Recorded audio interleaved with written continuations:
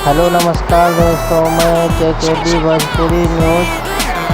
राहड़िया में जो एक प्रेमी का जो मौत हुआ था, उस मालती और विष्णु आया था देखने के लिए और सब कुछ बोला है। और विष्णु और मालती दोनों ने बोला कि नहीं, कोई न्याय दिलाएंगे तो हम दिलाएंगे, हम अपना रुपया लगा करके न्याय दिलाएंगे।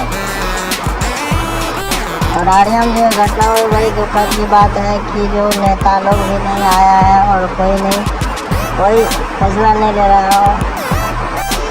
और लड़की के घर पे उसका दादी उल्टा आरोप लगा रहा है और उसका भाई भी उल्टा आरोप लगा रहा है कि आरती कुमारी गलत बोल रहा है। लेकिन हम आपको बता दें कि जो आरती कुमारी गलत नहीं, आरती कुमारी सही बोल रहा है। सच में वो सबका हाथ है। और पवन यादव हमारे चैनल को करना अच्छा लगे तो सब्सक्राइब करना और शेयर भी कर देना भाई।